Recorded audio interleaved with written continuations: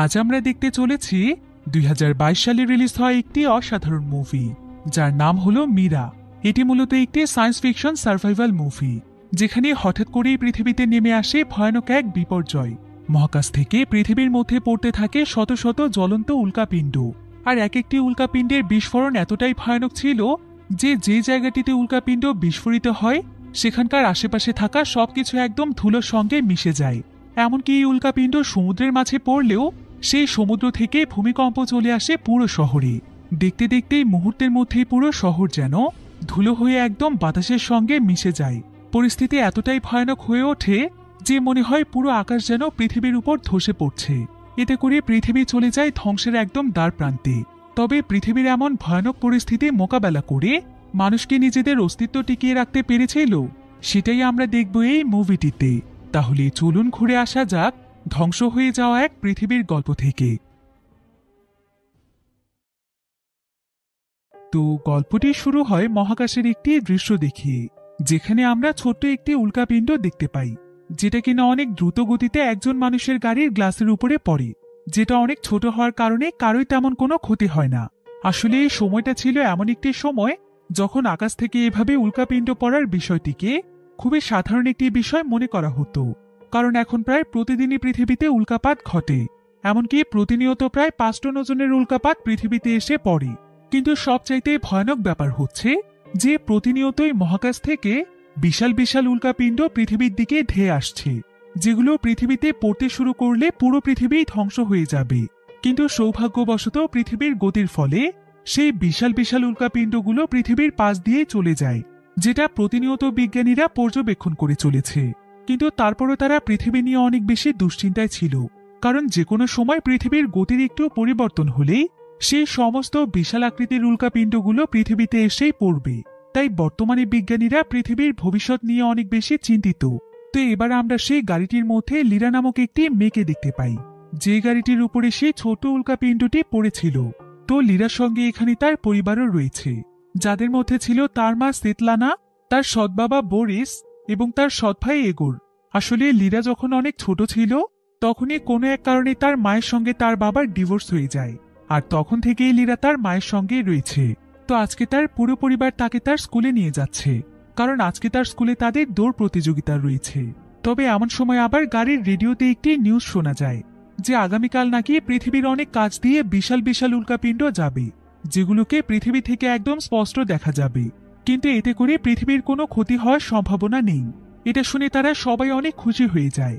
তবে সবচাইতে বেশি খুশি হয় ইগোর। ইগোর এখানে তার বাবাকে জানায় যে সে সামনে থেকে উল্কাপাত দেখতে চায়। ইগোরের বাবা বরিস তখন বলে যে আগামীকালই তো ইগোরের জন্মদিন, তাই এই উল্কাপাত দেখাই হবে ইগোরের জন্য সবচাইতে ভালো উপহার। তাই তারা সবাই মিলে একসঙ্গে অনেক মজা করে উল্কাপিণ্ড দেখবে। একথা শুনে ইগোর সহ সবাই অনেক খুশি হয়ে যায়।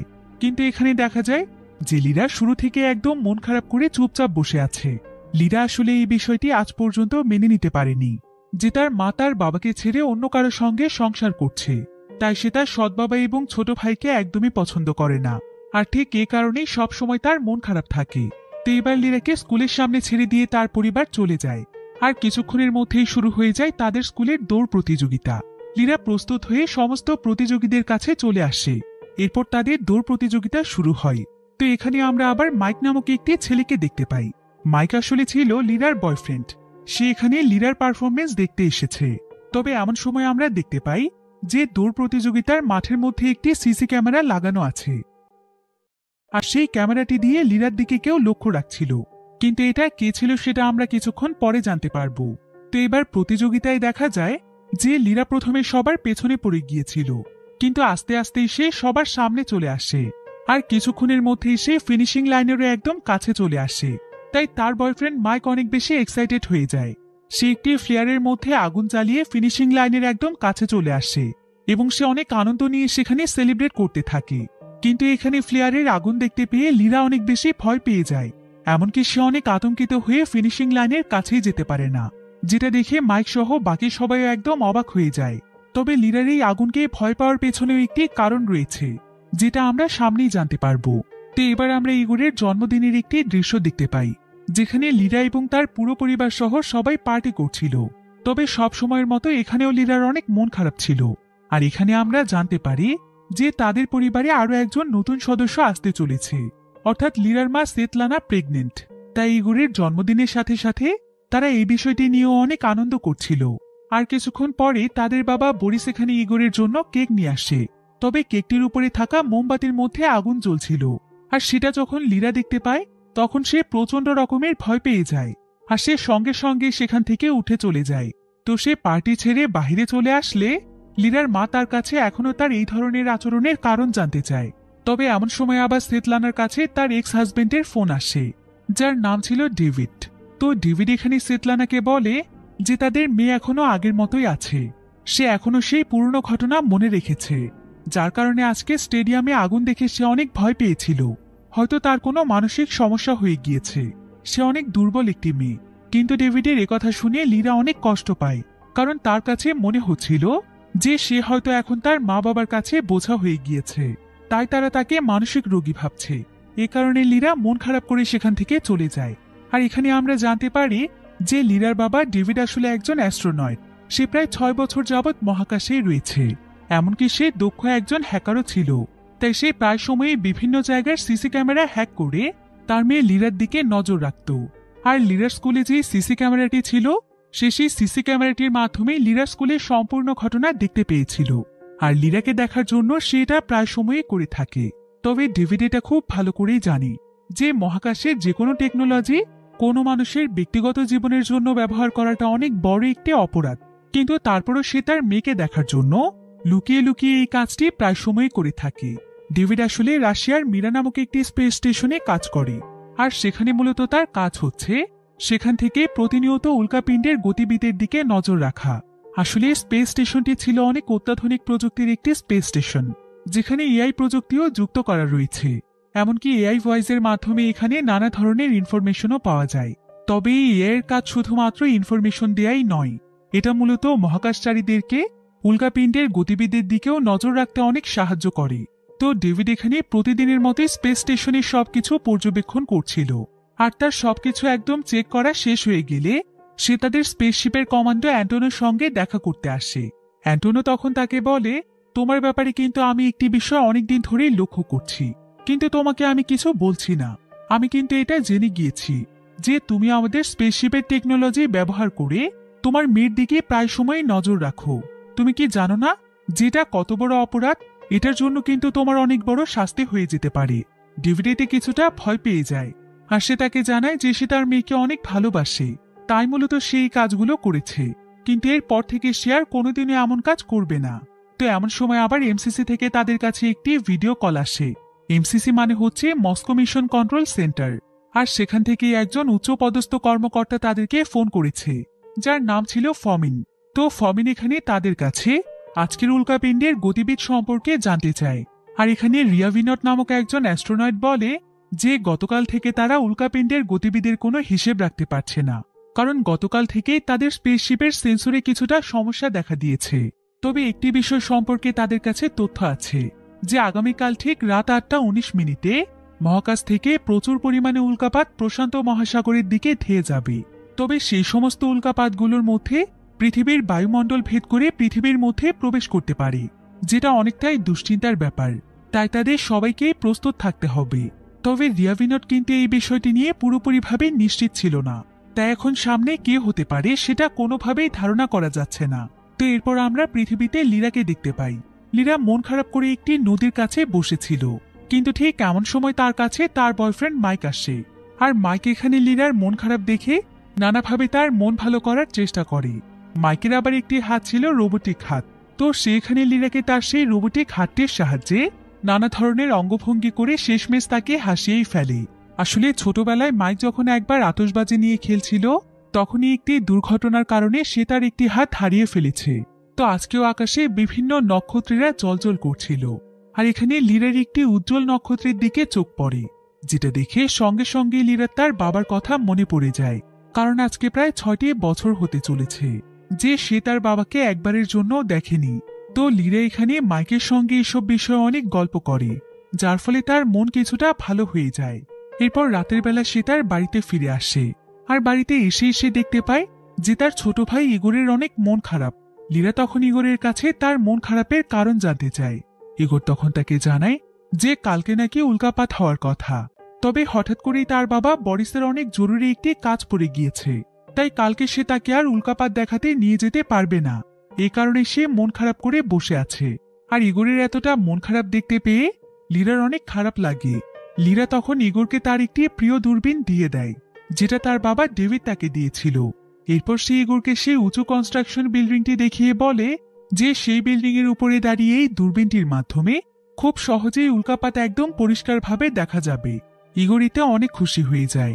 এরপর আমরা লীরার শরীরে অনেকগুলো পোড়া দাগ দেখতে পাই, যেটা ছোটবেলায় তার সঙ্গে ঘটে যাওয়া সেই দুর্ঘটনার ফলে হয়েছে। তো এবার লীরা সেখানে মন খারাপ করে একদম চুপচাপ বসে থাকে। আর এমন সময় লীরার তার ছোটবেলার কথা মনে পড়ে যায়, যখন সে তার বাবার সঙ্গে খুব সুন্দর কিছু মুহূর্ত কাটিয়েছিল। এ সময় লীরার বয়স ছিল মাত্র 9 বছর। লীরা একটি দূরবীনের সাহায্যে আকাশের অনেক দূরের দৃশ্য দেখছিল। তো এরপর সে তার বাবাকে জিজ্ঞাসা করে, আচ্ছা বাবা, তুমি কি এত দূরের আকাশে চলে যাবে? তবে তুমি খুব বেশি দূরে যেও না, ঠিক আছে বাবা? না হলে তো আমি তোমাকে এই দূরবীন দিয়ে দেখতেই পাবো না।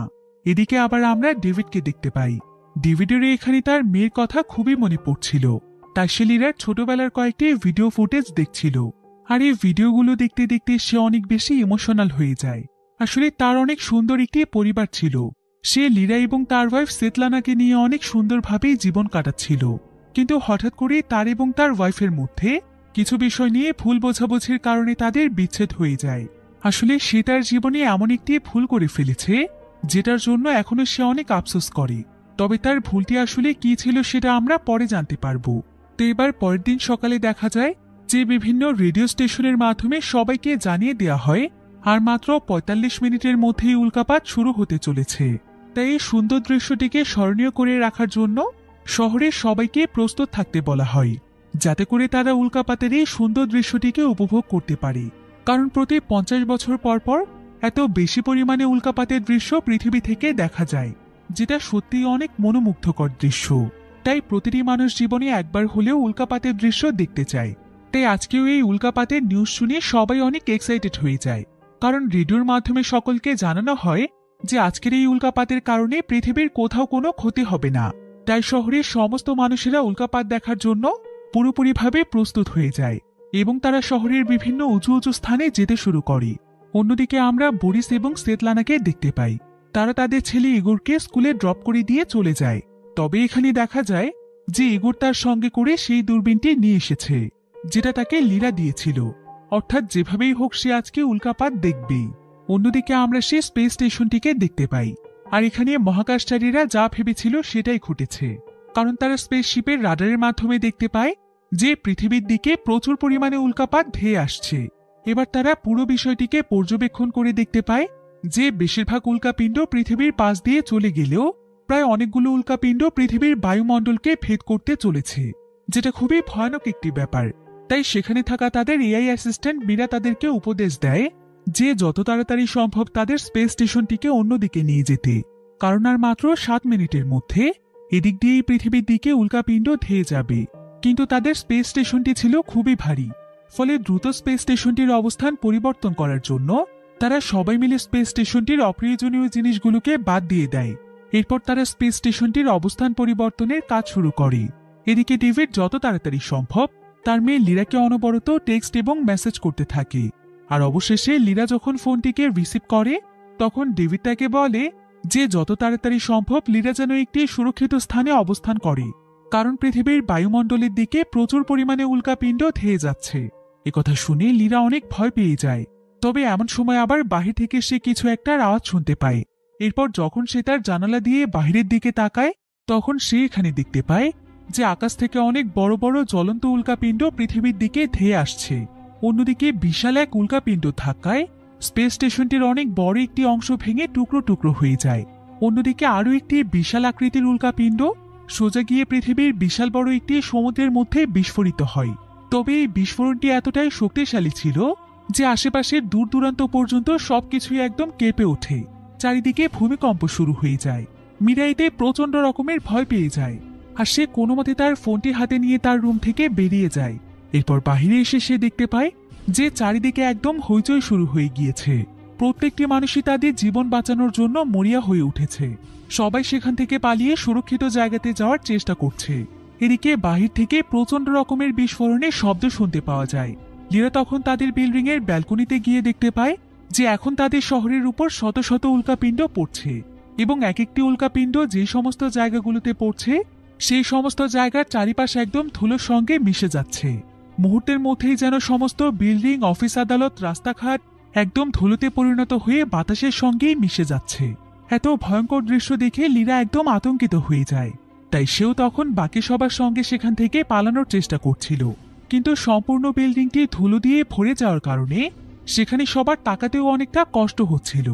আর নিচের ফ্লোরে প্রচন্ড রকমের ভিড় হওয়ার কারণে লিরা সেকেন্ড ফ্লোরের একটি ব্যালকনি দিয়ে লাফ দিয়ে নিচে নেমে আসে।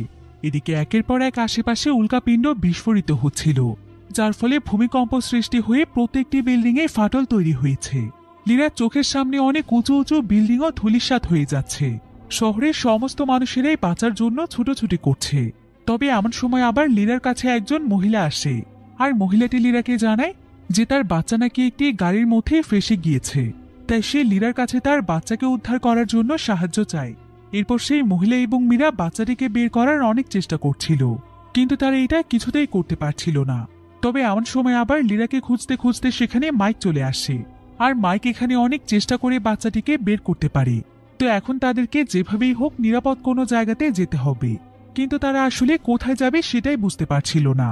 তবে মাইক এখানে যেভাবেই হোক লিরাকে নিয়ে পালানোর চেষ্টা করছিল। এদিকে আবার শহরের বিভিন্ন জায়গাতে অ্যানাউন্সমেন্ট করা হয়। শহরের প্রত্যেকটি মানুষদেরকে বলা হয় যে গভর্নমেন্টের পক্ষ থেকে তাদের জন্য একটি শেল্টার তৈরি করা হয়েছে, যেখানে থাকলে তারা অনেকটাই নিরাপদে থাকবে। তাই শহরের প্রত্যেকটি মানুষকে সেখানে আশ্রয় নিতে বলা হচ্ছিল। ফলে সবাই তখন সেই শেল্টারের দিকে যেতে শুরু করে। কিন্তু মাইক যখন লিরাকে নিয়ে সেদিকে যাচ্ছিল, তখন তারা সামনে তাকিয়ে দেখতে পায় যে তাদের কাছ থেকে অনেক দূরে বিশাল একটি বিস্ফোরণের ফলে প্রচন্ড ভয়াবহ একটি ধুলোর ঝড় তাদের দিকে ধেয়ে আসছে। তারা তখন ভয় পেয়ে সেখান থেকে পালাতে শুরু করে। তবে মাইক লিরাকে নিয়ে একটি বিল্ডিং এর পেছনে লুকিয়ে পড়ে, কিন্তু তারা যেই বিল্ডিংটির নিচে দাঁড়িয়েছিল সেই বিল্ডিংটির মধ্যেও প্রচন্ড রকমের ফাটল তৈরি হয়েছে, যার ফলে তাদের ঠিক উপরে থাকা একটি ব্যালকনি সোজা ভেঙে একদম মাইকের উপরে এসে পড়ে। এদিকে আবার চারিদিকের এতটা বিশৃঙ্খল পরিস্থিতির মধ্যে দুজন বয়স্ক দম্পতি ভুল করে লিরাকে তাদের গাড়ির সঙ্গে ধাক্কা দিয়ে ফেলে। তবে তারা ছিল অনেক ভালো মনের মানুষ, তাই তারা সঙ্গে সঙ্গে লিরাকে তাদের গাড়িতে তুলে নেয়। এরপর লিরাকে সাথে নিয়েই তারা রওনা হয় সুরক্ষিত কোনো জায়গার উদ্দেশ্যে। তবে শুধুমাত্র তারাই নয়, বরং জীবন বাঁচানোর জন্য আরো অনেক মানুষই গাড়ি নিয়ে সেখান থেকে পালাচ্ছে, যার ফলে রাস্তাতেও একের পর এক অ্যাক্সিডেন্ট ঘটছিল।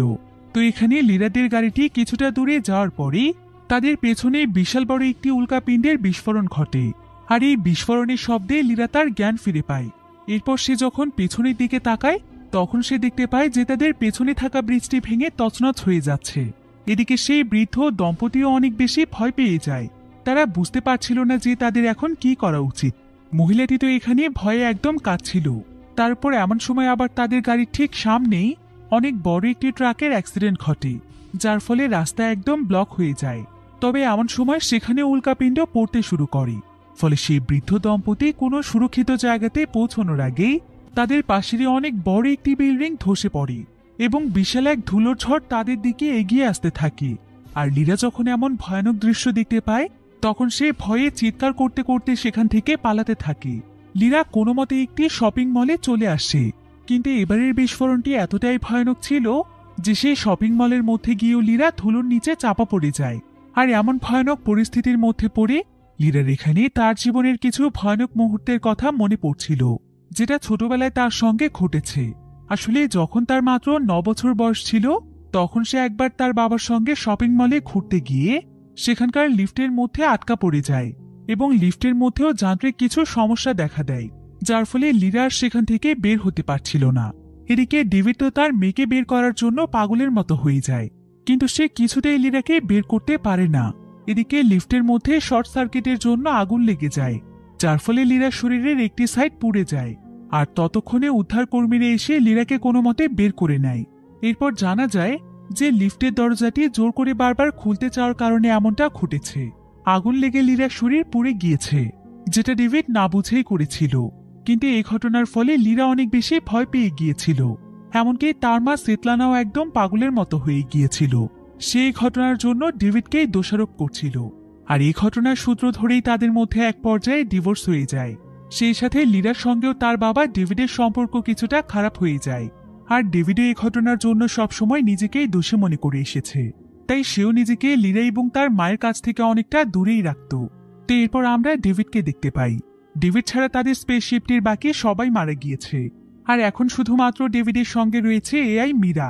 তো মীরা এখানে ডেভিডকে জানে যে সে ছাড়া সবাই মারা গিয়েছে, এমনকি উল্কাপাতের ফলে বিভিন্ন শহর ধ্বংস হয়ে গিয়েছে, সেই সাথে শত শত মানুষের মৃত্যু হয়েছে। ডেভিড তখন দ্রুত মীরার কাছে তার পরিবারের লোকেশন সম্পর্কে জানতে চায়। মীরা তখন তার ট্র্যাকিং সিস্টেমের মাধ্যমে শুধুমাত্র সেতলানার মোবাইল ফোনটি ট্র্যাক করতে পারে, যেটা কিনা কোনো এক হসপিটালের আশেপাশে পড়ে আছে। তবে লিরার ব্যাপারে ডেভিড কোনো তথ্যই পায় না।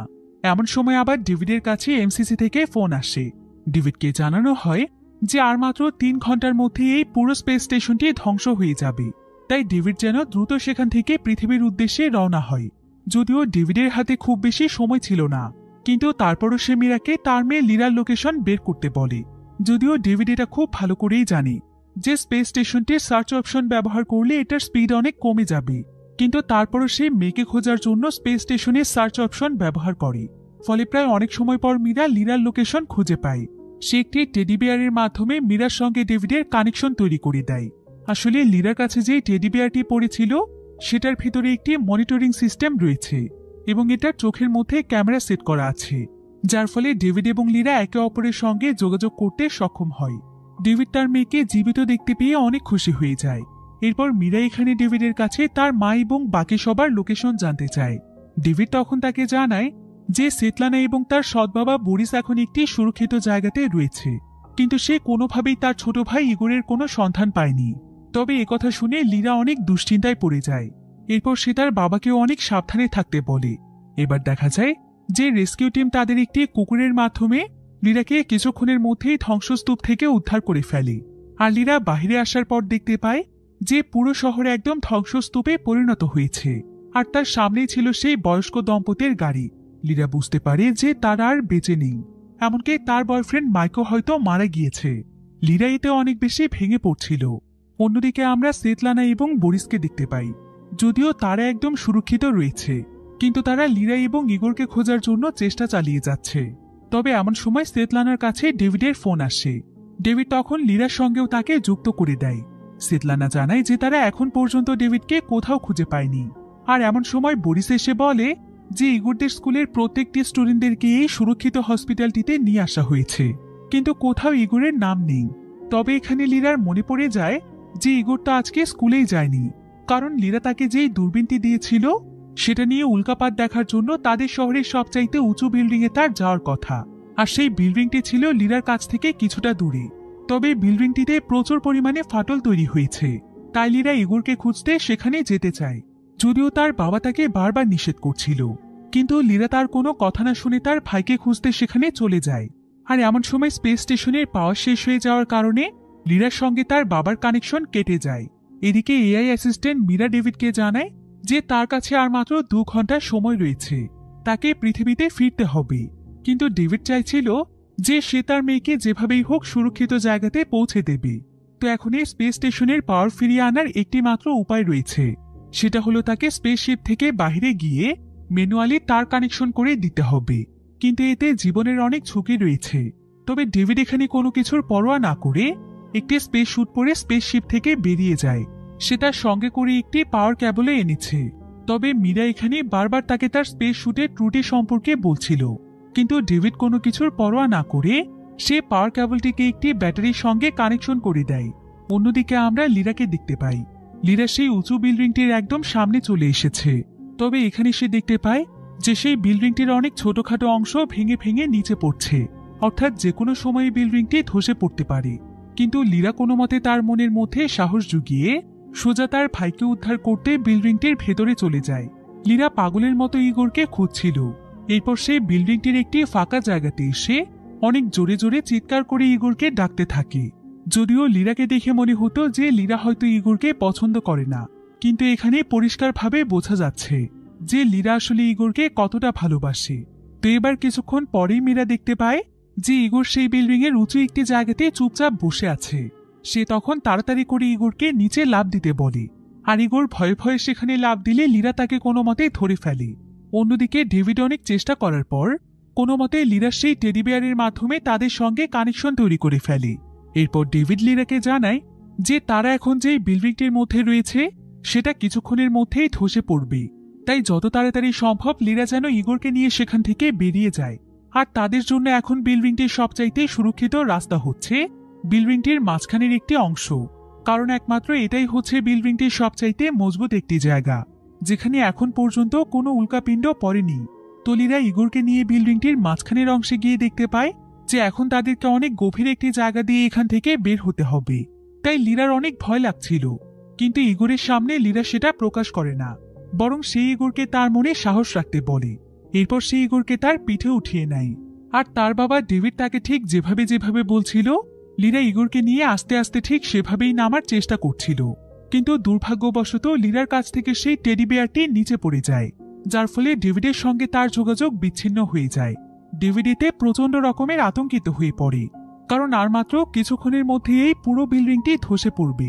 কিন্তু অন্যদিকে দেখা যায় যে লীরা অনেক চেষ্টার পর ইগোরকে নিয়ে নিচে আসতে পেরেছে। এরপর সে কোনো মতে তার ভাইকে নিয়ে সেখান থেকে বেরিয়ে যায়, তারা একটি শপের মধ্যে এসে আশ্রয় নেয়। আর ইগোর এখানে লীরার কাছে জানতে চায় যে সে কি এই টেডি বিয়ারটির মাধ্যমে তার বাবার সঙ্গে কথা বলছে। লীরা জানায় যে হ্যাঁ, তার বাবা যে কোনো ডিভাইসের সঙ্গে কানেকশন তৈরি করতে পারে। তো এই শপটিতে কিছুক্ষণ বিশ্রাম নেওয়ার পর তারা দুই ভাই বোন সেখান থেকে বেরিয়ে আসে। তবে তারা বাইরে এসে দেখতে পায় যে এখানে একের পর এক বিল্ডিং ধসে পড়ার কারণে পুরো শহরে ধুলোর কুয়াশা তৈরি হয়েছে, যার ফলে আশেপাশের কোনো কিছুই ঠিকমতো দেখা যাচ্ছে না। তবে এমন সময় তারা সেখানে একটি কার দেখতে পায় যেটার মধ্যে লাইট জ্বলছিল এবং বিপ সাউন্ড হচ্ছিল। তো তারা সেই গাড়িটির কাছে গিয়ে দেখতে পায় যে গাড়িটির ভেতরে আসলে কেউই নেই। এমন সময় আবার আরো একটি কারের মধ্যে একইভাবে বিপ সাউন্ড বেজে ওঠে, আর এই কারটিকে দেখে মনে হচ্ছিল যে এটা হয়তো তাদেরকে সুরক্ষিত কোনো রাস্তা দেখাচ্ছে। তো লীরা এবং ইগোর যখন সেই কারটির কাছে যায় তখন তারা দেখতে পায় যে রাস্তাতে যতগুলো ট্রাফিক লাইট রয়েছে সেগুলো এক এক করে জ্বলে জ্বলে তাদেরকে দিক নির্দেশনা দিচ্ছিল, যাতে করে এই ধুলোর কুয়াশা থাকা সত্ত্বেও তারা সঠিক রাস্তা দিয়ে যেতে পারে। লীরা এতে বুঝতে পারে যে আসলে এই কাজটি তার বাবাই করছে। সে ইগোরকে নিয়ে যেন সুরক্ষিত জায়গাতে পৌঁছতে পারে, তাই তার বাবা স্পেস স্টেশনের সিস্টেম ব্যবহার করে এমনটা করছে। এমন সময় লীরা সেখানে একটি সিসি ক্যামেরাও দেখতে পায়। সে বুঝতে পারে যে এই ক্যামেরাগুলোর মাধ্যমেই তার বাবা তাদের দিকে নজর রাখছে। তো এবার ডেভিডের দেওয়া সিগন্যালের মাধ্যমে তারা রাস্তা দিয়ে চলতে চলতে এক পর্যায়ে তারা অনেক উঁচু একটি জায়গাতে পৌঁছে যায়। তারা বুঝতে পারে যে এটা হচ্ছে একটি সুরক্ষিত স্থান, অর্থাৎ এখন হয়তো তাদের আর কোনো ভয় নেই। তাই ডেভিড অনেক খুশি হয়ে যায়। এরপর সে নিজ স্পেস স্টেশনে সবকিছু রেডি করতে থাকে, যাতে করে খুব শীঘ্রই সেও পৃথিবীর উদ্দেশ্যে রওনা হতে পারে। এদিকে লীরা হঠাৎ করে অনেক জোরে একটি বিস্ফোরণের আওয়াজ শুনতে পায়। এরপর সে পেছনে তাকিয়ে দেখতে পায় যে ভয়ানক এক বিস্ফোরণের স্রোত এসে ইগোরকে ছুঁড়ে ফেলে দেয়। লীরা এতে অনেক ভয় পেয়ে যায়, আর সে তাড়াতাড়ি করে ইগোরের কাছে গিয়ে তাকে সামলে নেয়। লীরা দেখতে পায় যে ইগোর তার মাথায় অনেক আঘাত পেয়েছে। অন্যদিকে ডেভিডও এই বিস্ফোরণের খবরটি জানতে পারে, আর এই অ্যাসিস্ট্যান্ট মীরা তাকে জানায় যে সেখানে থাকা ছোট্ট একটি জাহাজে আগুন লাগার কারণে এই বিস্ফোরণটি ঘটেছে।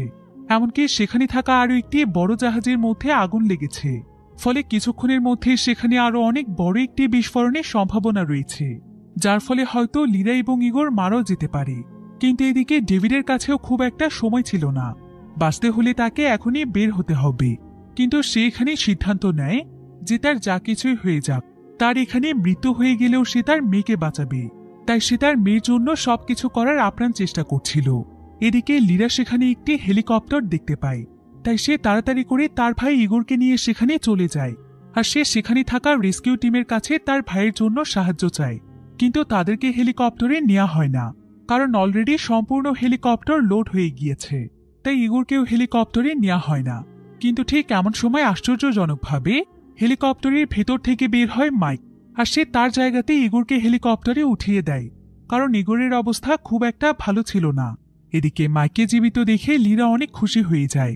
এদিকে ইগোরকে সোজা সেই সুরক্ষিত হাসপাতালে নিয়ে যাওয়া হয়, যেখানে তার মা বাবা রয়েছে, আর সেখানেই তার ট্রিটমেন্টের ব্যবস্থা করা হয়। অন্যদিকে ডেভিডের কাছে আর মাত্র 29 মিনিট সময় ছিল, তবে ডেভিডের শুধুমাত্র চিন্তা ছিল তার মেয়েকে নিয়ে। সে তখন মীরাকে অর্ডার করে যে তার মেয়ের আশেপাশে থাকা যে কোনো ডিভাইসের সঙ্গে কানেকশন তৈরি করতে। আর মীরা তখন তার এআই সিস্টেমের মাধ্যমে সরাসরি মাইকের ফোনের সঙ্গে কানেকশন তৈরি করে ফেলে, কারণ এটাই ছিল লিরার সবচাইতে কাছের ডিভাইস। এবার ডেভিড মাইক এবং লিরাকে জানায় যে তাদের অনেক কাছে অবস্থিত বিশাল বড় একটি জাহাজে আগুন লেগেছে, আর সেটা কিছুক্ষণের মধ্যেই এমনভাবে বিস্ফোরিত হবে যে এতে করে সেখানকার সমস্ত মানুষ মারা যেতে পারে। তাই ডেভিড তাদের দুজনকে যেভাবেই হোক একটি বাংকার খুঁজে বের করতে বলে, কারণ এটাই ছিল তাদের বাঁচার একমাত্র উপায়। কিন্তু লিরা এখানে নিজের জীবনের কথা ভাবছে না। তার চিন্তা হচ্ছে যে সেই বিস্ফোরণ ঘটলে তো এখানকার সবাই মারা যাবে। তাই লিরা চাইছিল সবাইকে বাঁচাতে। মাইক তখন লিরাকে বলে যে তাদের যেভাবেই হোক সেই জাহাজের আগুন নেভাতে হবে। তাই লিরা এবং মাইক তখন সেই জাহাজের ভেতরে যেতে চায় আর যেভাবেই হোক সেখানকার আগুন নেভাতে চায়। কিন্তু ডেভিড এটা জানতে পেরে অনেক চিন্তিত হয়ে পড়ে।